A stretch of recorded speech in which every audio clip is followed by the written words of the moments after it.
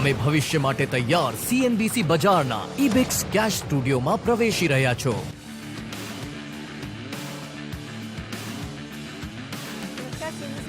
ખાસ રજૂઆતમાં આપનું સ્વાગત છે. આપની સાથે હું છું અદિતિ યાજ્ઞિક અને આ શો દરમિયાન આપણે ચર્ચા કરીશું ખાસ કરીને પાછલી દિવાળીથી આ દિવાળી સુધીમાં કેવી રીતના માર્કેટની અંદર ટ્રેન્ડ્સ ચેન્જ થયા છે, ડિમાન્ડની અંદર કેવી રીતના રિવાઇવલ આવતું દેખાઈ રહ્યું છે, અનલોકિંગ જોકે આપણે થતા જોઈ ચૂક્યા છે, ત્યાંથી હવે આગળ કેવી રીતના પ્રોસ્પેક્ટ્સ વધતા દેખાઈ રહ્યા છે, ઇકોનોમીની અંદર કેવી રીતના આગળ ગ્રોથ પેરામીટર્સ વધતા દેખાશે, આ બધા વિશે આપણે વાતચીત કરીશું. અને મારી સાથે આ ચર્ચા દરમિયાન જોડાશે મેક્સ લાઈફ ઇન્સ્યોરન્સના સિનિયર ડિરેક્ટર અને chief investment officer Mihir Vora. મિહિરજી, સ્વાગત છે આપનું શો ઉપર. Very good morning. અને સૌથી પહેલા તો આપને ને આપની સમગ્ર ટીમને CNBC બજાર અને મારી ટીમ તરફથી દિવાળીની હાર્દિક શુભેચ્છાઓ. એની સાથે જ શરૂઆત કરીએ. આપણે ઘણા બધા ચેન્જીસ જોયા છે પાછલી દિવાળીથી આ દિવાળીની વાત કરવા જઈએ તો કોરોનાના જે વેવ 2ની ઇફેક્ટ આવતા દેખાઈ હતી, ત્યાંથી લઈને અત્યાર સુધી માર્કેટ્સની અંદર જે ફોલ જોયો અને ત્યાંથી all time high levels witness કર્યા. આપણે કેવી રીતના આ કમ્પ્લીટ જર્નીને જુઓ છો, જે પ્રમાણે કન્ઝમ્પશન થીમ હવે થોડુંક બેટર પેરામીટર્સ ઉપર આગળ વધતી દેખાઈ રહી છે, ગ્લોબલ જે પાર્ટિસિપેશન છે એનું પણ મહત્વ ઇન્ડિયા માટે થોડુંક વધતું દેખાઈ રહ્યું છે, આ બધાના એક તમારા ઓવરવ્યૂથી શરૂઆત કરીએ. ડેફિનેટલી. ગુડ મોર્નિંગ અને તમને અને CNBC બજારની આખી ટીમને ખૂબ ખૂબ દિવાળીની શુભકામના અને નવા વર્ષ માટે ઓલ ધ બેસ્ટ. આ વર્ષ તો આપણે જે વર્ષ ગયું હમણાં જે ઓલમોસ્ટ એન્ડ થવાનું છે એકદમ જ ઇવેન્ટફુલ રહ્યું છે.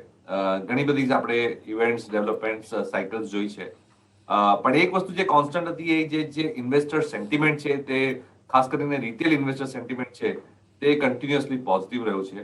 અને બીજું એક આપણે જોયું, આપણે ઓવરઓલ જોઈએ કે ઇન્ડિયાની જે રિલેટિવ અટ્રેક્ટિવનેસ છે ઇન ટર્મ્સ ઓફ ગ્રોથ પ્રોસ્પેક્ટ્સ અને ખાસ કરીને ચાઇનાની કમ્પેરિઝનમાં જે રીતે આપણે ઓપન છીએ બિઝનેસ માટે, ટ્રાન્સપરન્સી છે, જ્યુડિશિયલ સિસ્ટમ છે, તો જે ચાઇના +1 ને લીધે ઇન્ડિયાને જે ફ્લોઝ આવવા જોઈએ તે આપણે FDI અને FPI ફોરેન પોર્ટફોલિયો ફ્લોઝમાં બી ઘણા સારી રીતે જોયા.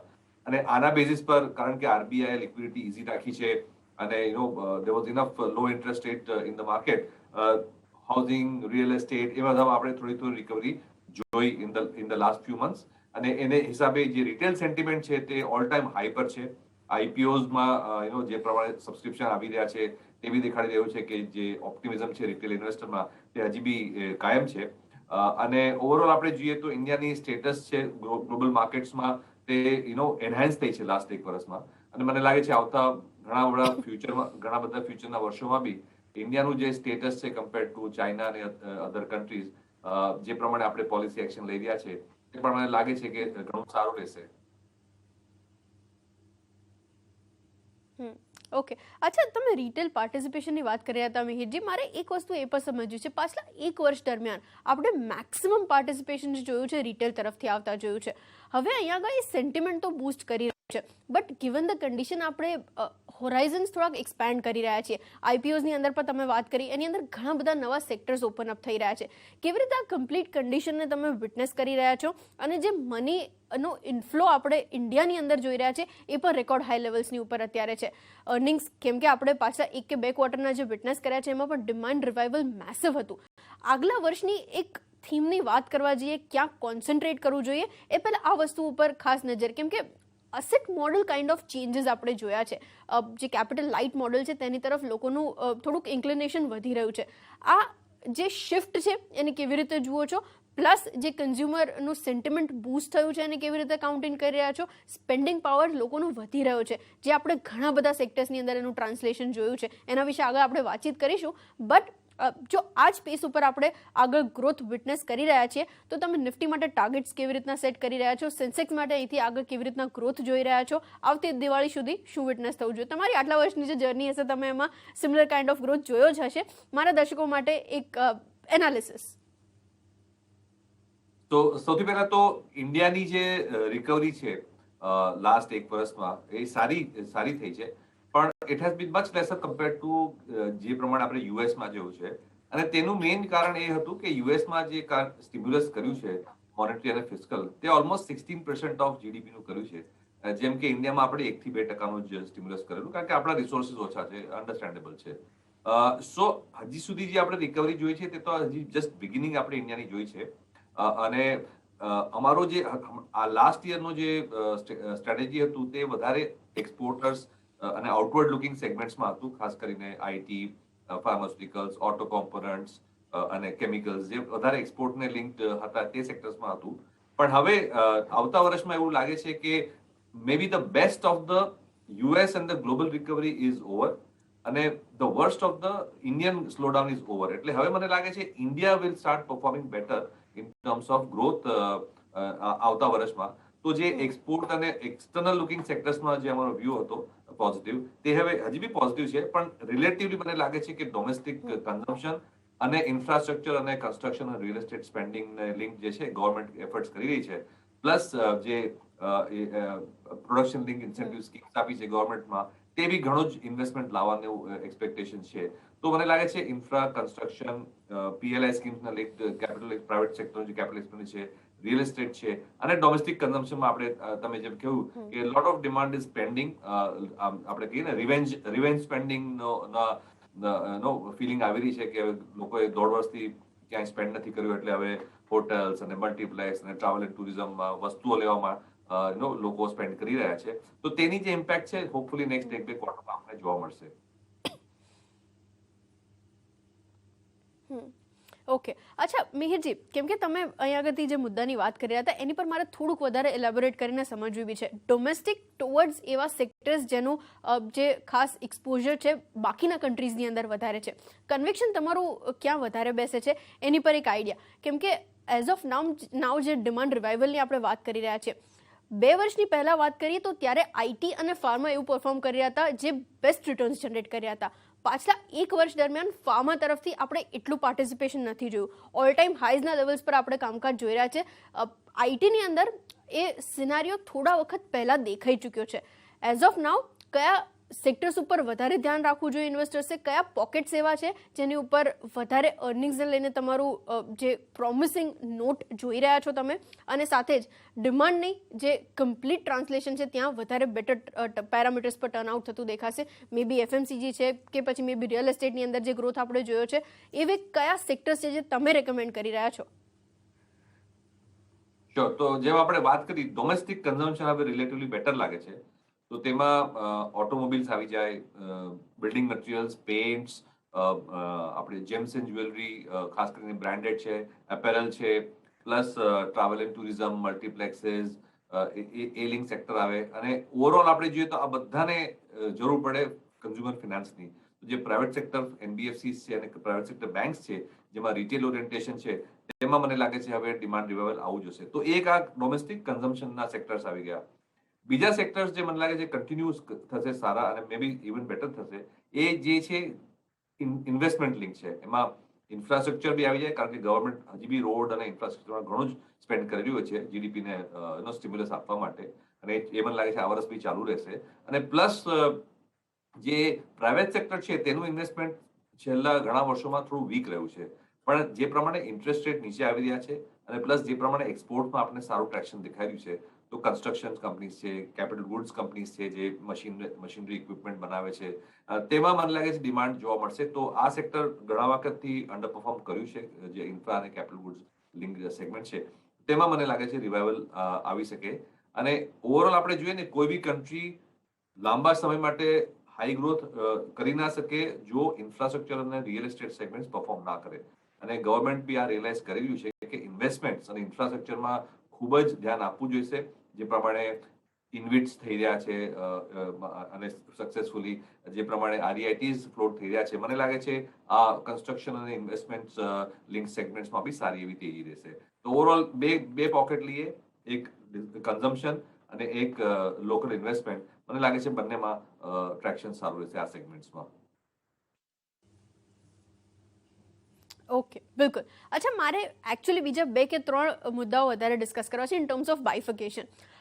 એક તો છે mid cap versus small cap અને લાર્જ કેપ કાઉન્ટર્સ, અને એની સાથે જ બીજું PSU વર્સસ પ્રાઇવેટ. હવે એમાં સૌથી પહેલા જે ડિસ્કશન આપણે કરી રહ્યા છીએ, PSU બાસ્કેટની અંદર રિસેન્ટલી આપણે સેન્ટિમેન્ટની અંદર એક મેસિવ બૂસ્ટ આવતા જોયું છે.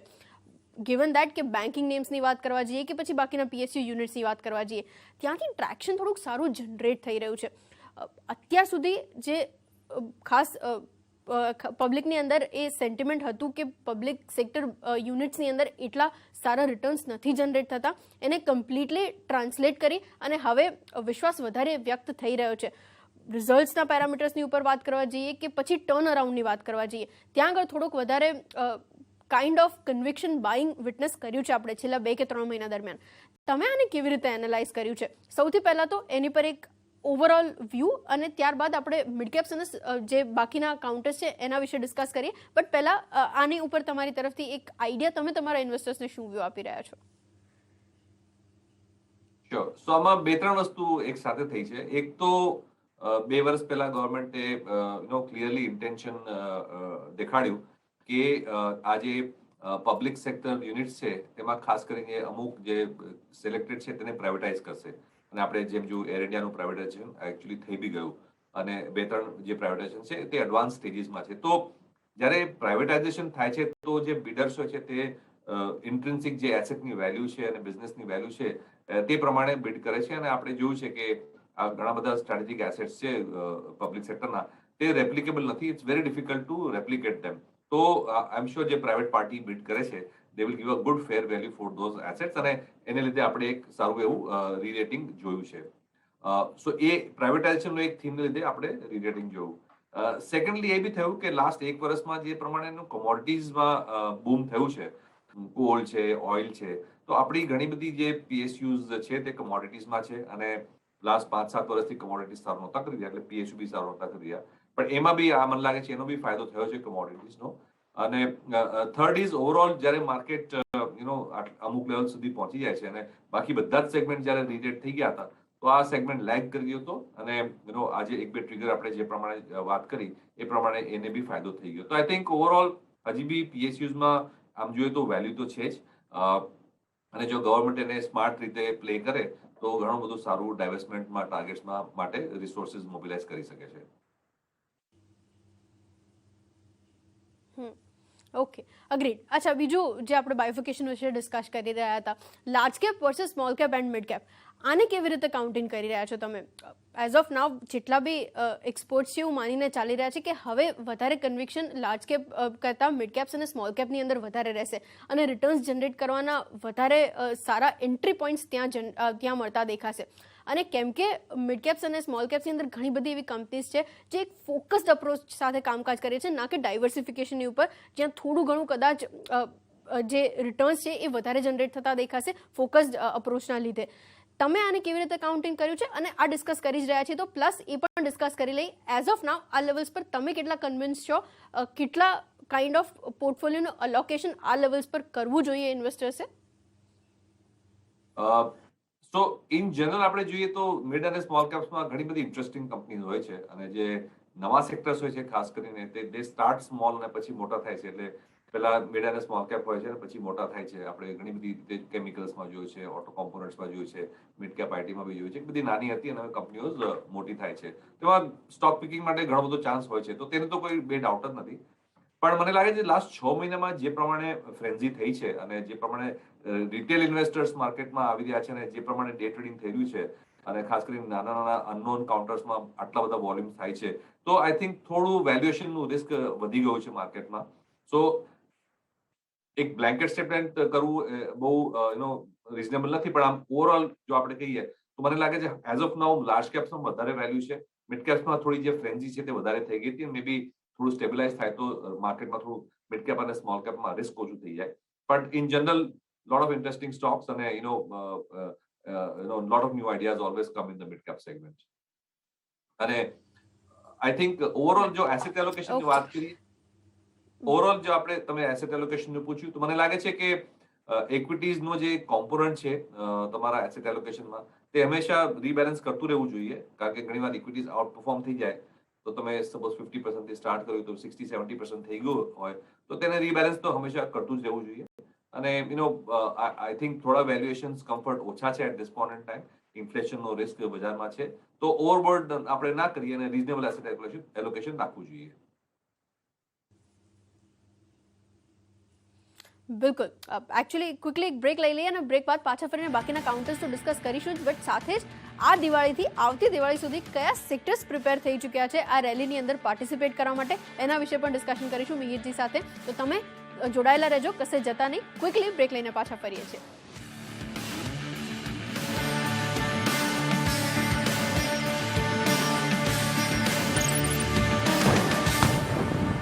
FSN E-Commerce Ventures Limited, with its beauty, fashion and men's digital platforms and 80 physical stores, now offers a public issue of equity shares of face value of ₹1 each for cash at a premium. The 100% book-built offer, being offered in a price band of 1,085 to 1,125 rupees per equity share, opens on October 28th, closes on November 1st, 2021. For risk factors and more details, refer to the red herring prospectus.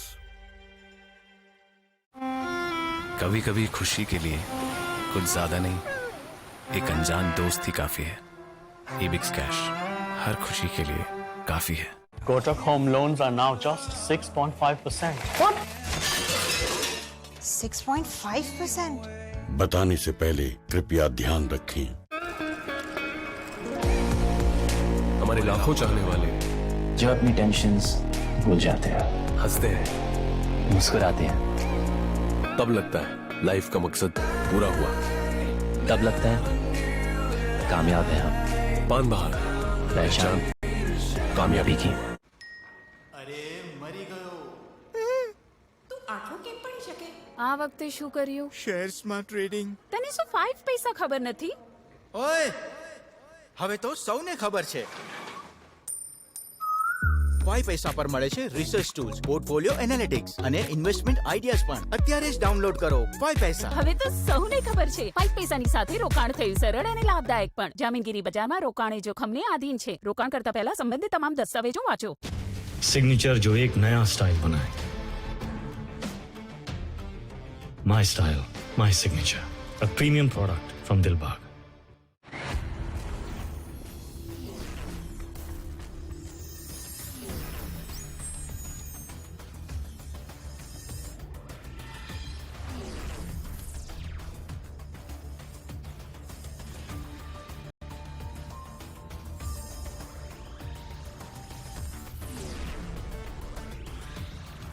This is CNBC Bazaar Newsroom, powered by Ebix Cash. ફરી નવી તારીખ? આ court કચેરીનો મામલો છે, એ તો ઉપર નીચે થયા કરે. હા ભાઈ, આડી અવળી વાતો કરીને તમારા પાસેથી પૈસા કઢાવવા માંગે છે. તમારી ચિંતા કરવા વાળા કરે છે સીધી વાત, જેવી રીતે કરે છે IIFL finance. IIFL gold loan, બ્રાન્ચમાં સોનું આપો, 5 મિનિટમાં પૈસા લો. વધારે લોનની રકમ, ઝંઝટ સૌથી ઓછી. IIFL ફાઇનાન્સ, સીધી વાત. This is Network 18, and you are watching CNBC Bazaar, powered by Ebix Cash. Ebix Cash, हर खुशी के लिए काफी है.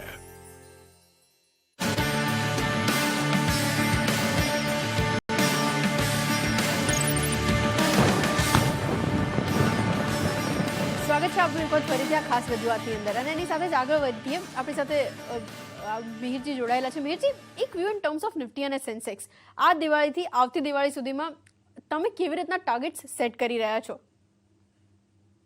ટાર્ગેટ્સ તો સેટ કરવું ડિફિકલ્ટ છે, પણ ઓવરઓલ આપણે જોઈએ તો અર્નિંગ્સ ગ્રોથ જે માર્ચ 22 ફાઇનાન્શિયલ યર છે તેમાં 30 થી 35% અર્નિંગ ગ્રોથ નિફ્ટીમાં દેખાય છે. અને એના પછી જે FY23 છે, માર્ચ 22 થી લઈને માર્ચ 23 સુધી, તેમાં લગભગ 15% નિફ્ટીનું અર્નિંગ્સ ગ્રોથ દેખાય છે. તો મને લાગે છે કે જે રીતે નિફ્ટી આ લેવલ પર છે સર્ટન વેલ્યુએશન્સ પર, તો મે બી આપણે high single digits two law double digits kind of return આપણે એક્સપેક્ટ કરી શકીએ ઓવરઓલ નિફ્ટીમાં. ઓકે, બિલકુલ. અચ્છા, ઇન ટર્મ્સ ઓફ સેક્ટર્સ મારે બીજી એક વસ્તુ એ ડિસ્કસ કરવી છે. ઘણા બધા સેક્ટર્સ એવા હતા આ વર્ષ દરમિયાન જ્યાં આપણે પરફોર્મન્સ પાછલા અમુક વર્ષો કરતાં અપબીટ જોયું છે. એમાં સૌથી પહેલાં જે મારે ડિસ્કસ કરવું છે એનર્જી સેક્ટર છે. અહીંયા આગળ પાવર સાથે સંકળાયેલા કાઉન્ટર્સની વાત કરવા જઈએ કે પછી કોઈ પણ પોકેટની વાત કરવા જઈએ, ત્યાંથી મેસિવ રિટર્ન્સ જનરેટ થયા છે. આ જે ટર્ન અરાઉન્ડ દેખાઈ રહ્યો છે, કમોડિટી સાયકલની પણ તમે વાત કરી, મેટલ્સની અંદર જે રિટર્ન્સ જનરેટ થયા છે પાછલા એક વર્ષમાં વન ઓફ ધ હાઈએસ્ટ રહ્યા છે અને બીટ કરી ચૂક્યું છે. નિયરલી 50%થી પણ વધારેના સેક્ટોરલ રિટર્ન્સ આપણે જોયા છે. આને ક્યાં સુધી થોડુંક આગળ વધારે એન્હેન્સ થતા જોઈ રહ્યા છો તમે, અને સ્પેશિયલી આવા પોકેટ્સની જો વાત કરવા જઈએ તો બીજા કયા એવા ખાસ ડિસ્કવરી થીમ્સ તમને વોચ આઉટ કરવા માટે વ્યૂ આપી રહ્યા છો? મેટલ્સમાં મને લાગે છે થોડો વ્યૂ ટેક્ટિકલ જ રહે છે અમારો, કારણ કે 2-3 વસ્તુ સાથે થઈ છે આ વર્ષે, એને લીધે મેટલ્સમાં એનો સારો એવો આપણે ભાવ વધારો જોયો છે.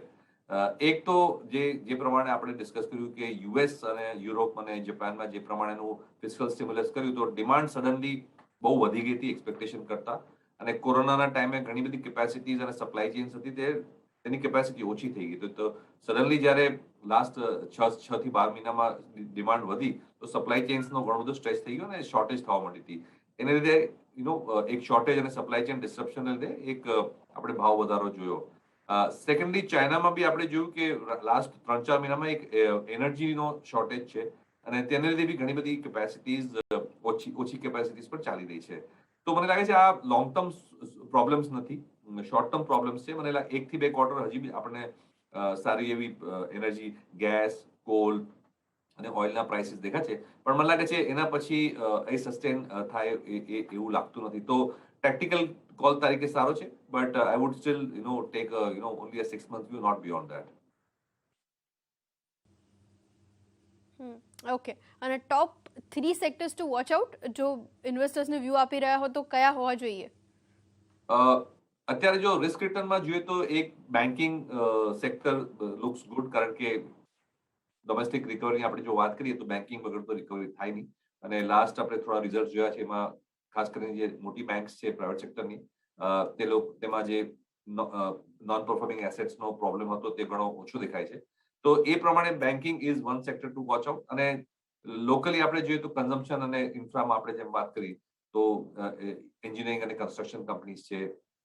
કન્ઝમ્પશનમાં આપણે જોઈએ તો ખાસ કરીને કાર્સ માં આપણે સારું એવું ટ્રેક્શન દેખાય છે, ટ્રેક્ટર્સમાં સારું એવું ટ્રેક્શન દેખાય છે, બિલ્ડિંગ મટીરિયલ્સમાં રિયલ એસ્ટેટના લીધે સારું દેખાશે. જો ઇન્ટરેસ્ટ રેટ આવી રીતે લો રહેશે અને આઈટી સર્વિસીસમાં જે પ્રમાણે આપણે જોબ ક્રિએશન જોઈ રહ્યા છે, તો મને લાગે છે રિયલ એસ્ટેટમાં જે રિઝનેબલ અફોર્ડેબલ હાઉસિંગ છે તેમાં બી સારો એવો ડિમાન્ડ દેખાશે. તો એમાં બી આપણે આ બધા જે ડોમેસ્ટિક જે સેક્ટર છે તેમાં એક્સાઇટમેન્ટ રહેવું લાગે છે આ વર્ષમાં. ઓકે, બિલકુલ. આ વર્ષે આ બધા જ સેક્ટર્સ પર ધ્યાન રાખતા રહીશું. એક સેક્ટર જે આપણે ડિટેલમાં ડિસ્કસ ના કર્યું બેન્કિંગ નેમ્સ છે, અને આની પર એનપીએના રિલેટેડ તમે જે ખાસ અહીંયા આગળથી જણાવ્યું એને હું અગ્રી કરું છું, but kind of premium valuations private banks enjoy કરે છે, પીએસયુઝ એને ખાસી લગાડ રહી છે પાછલા અમુક વર્ષોથી, અને છેલ્લા એકાદ મહિના દરમિયાન બેન્કિંગ નેમ્સ તરફથી જે પાર્ટિસિપેશન થયું છે એ મેસિવ છે. ઓલ ટાઈમ હાઈ લેવલ્સની અંદર જ્યાંથી સૌથી વધારે કન્ટ્રીબ્યુશન આવી રહ્યું છે પ્રાઇવેટ બેન્કિંગ સ્પેસ જ છે. અહીંયા આગળ આઉટ પરફોર્મન્સ તમે ઇનકેસ એક્સપેક્ટ કરી રહ્યા છો તો private banks towards PSU banks કેવી રીતના જોઈ રહ્યા છો, અને સાથે જ મોટી બેંક્સ કરતાં તમને મિડ સાઇઝની બેંક્સની આપણે વાત કરીએ ત્યાં કેવી રીતના વેલ્યુએશન્સ એઝ ઓફ નાઉ દેખાઈ રહ્યા છે? મને લાગે છે બેન્કિંગમાં લાર્જ વિલ ગેટ લાર્જર અને private sector banks will do better, કારણ કે એ હંમેશા માર્કેટ શેર ગેઇન કરી રહ્યા છે. અને પીએસયુમાં જે ટોપની 1-2 બેંક છે તેના અલાવા મને નથી લાગતું કોઈ બીજી બેંકોની એટલી વેરી સ્ટ્રોંગ ઇન્ટેન્સિક સ્ટ્રેન્થ છે. તો ઓવરઓલ માર્કેટ શેર ગેઇન જે પ્રાઇવેટ સેક્ટર કરી રહી છે લાસ્ટ કેટલા બધા વર્ષોથી તે કન્ટિન્યુ જ રહેશે, અને ડિફરન્ટ સેગમેન્ટ છે, જે ઇઝ ઓફ ઓપરેશન્સ છે, એફિશિયન્સી છે, તે બધી પ્રાઇવેટ સેક્ટરમાં આપણે જોઈ રહ્યા છે. તો મને લાગે છે આ ટ્રેન્ડ તો રિવર્સ થવાનો નથી, એટલે લોંગ ટર્મ માટે જોઈએ તો પ્રાઇવેટ સેક્ટર બેંક્સ જ વધારે બેટર દેખાય છે. અને પબ્લિક સેક્ટરમાં જે ટોપની 1-2 બેંક છે તે રિલેટિવલી બેટર છે. Otherwise I don't think we are going to look at the smaller banks. Private સેક્ટરમાં બી અમે સ્મોલર બેંક્સમાં ઓછું એક્સપોઝર છે, બહુ ઇન્ટરેસ્ટ નથી, કારણ કે એમાં બી ઇકોનોમીઝ ઓફ સ્કેલ ને બધું ઘણું બધું મેટર કરે છે. ઓકે, અને એને થોડું બ્રોડર સેન્સમાં વાત કરવા જઈએ ઇન ટર્મ્સ ઓફ ફિનાન્શિયલ્સ, ત્યાં ગ્રોથ મોમેન્ટમ કેવી રીતના કન્ટિન્યુ થતા તમે જુઓ છો? એની અંદર એએમસીઝને કાઉન્ટ ઇન કરી લઈએ, હાઉસિંગ ફિનાન્સ કંપનીઝને કાઉન્ટ ઇન કરી લઈએ, કે પછી on the whole NBFC space કેવી રીતે અહીંયા આગળ ગ્રોથ આગળ વધતા જુઓ છો? બેન્કિંગ નેમ્સની અંદર તો પાર્ટિસિપેશન વધી રહ્યું છે, ક્રેડિટ ગ્રોથ સારો છે, બટ અહીંયા આગળ ડિમાન્ડ કેવી રીતના આગળ વધતી દેખાય છે તમને આ સ્પેસમાં? શ્યોર. તો મને લાગે છે ઇન્સ્યોરન્સ ફિનાન્શિયલ્સમાં insurance will continue to do well, કારણ કે એ એટલો બધો સિક્ટિકલ નથી, અને જે પ્રમાણે ફાઇનાન્શિયલાઇઝેશન થયું છે સેવિંગ્સનું, અને જે પ્રમાણે લાસ્ટ ઘણા બધા વર્ષોમાં કન્સિસ્ટન્ટ ગ્રોથ દેખાડ્યો છે સેક્ટરે, તો આ એક સેક્ટર એક less cyclical part of the market તરીકે આપણે ઇન્સ્યોરન્સ ટ્રીટ કરી શકીએ છીએ. એસેટ મેનેજમેન્ટની આપણે વાત કરીએ તો એ બી સ્ટ્રક્ચરલી સારું જ કરશે. માર્કેટની સાથે થોડું ઘણું વોલેટાઇલ રહી શકે છે, કારણ કે આપણે હંમેશા જોયું છે કે બહુ મોટું કરેક્શન આવે છે તો થોડા મહિના માટે મોમેન્ટમ લૂઝ થાય છે, પણ સ્ટ્રક્ચરલી આઈ ડોન્ટ થિંક કઈ પ્રોબ્લેમ થાય લોંગ ટર્મ માટે. તો એસેટ મેનેજમેન્ટ લિટલ મોર સિક્લિકલ દેન ઇન્સ્યોરન્સ. અને એનબીએફસીઝમાં મને લાગે છે આપણે એક એનબીએફસીઝને સેપરેટલી જોવી જોઈએ, કારણ કે બિઝનેસ મોડલ્સ ઘણા બધા ડિફરન્ટ હોય છે. માઇક્રો ફિનાન્સ છે, ગોલ્ડ ફિનાન્સ છે, યુઝ કમર્શિયલ વ્હીકલ છે, હાઉસિંગ ફિનાન્સ છે, એસએમઈ ફિનાન્સ છે, તો આ રિટેલ ફિનાન્સ છે. તો આ બધામાં જે બિઝનેસ મોડલ્સ છે બહુ અલગ હોય છે. તો આપણે એક જનરલ સ્ટેટમેન્ટ આપણે ના કરી શકીએ, પણ એનબીએફસીઝમાં બહુ સિલેક્ટિવલી ઘણી બધી સારી એફિશિયન્ટ એનબીએફસીઝ છે, તેમાં જોઈ શકાય છે.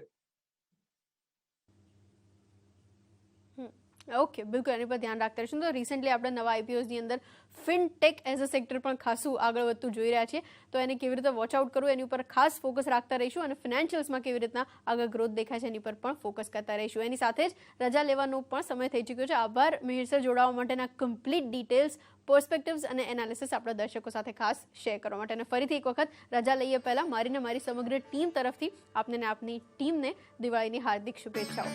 અને એની સાથે જ આ શોમાં પણ અત્યારે આટલું જ. મને બી આપશો રજા. વધુ સમાચારો માટે આપ જોતા રહો CNBC બજાર. નમસ્કાર.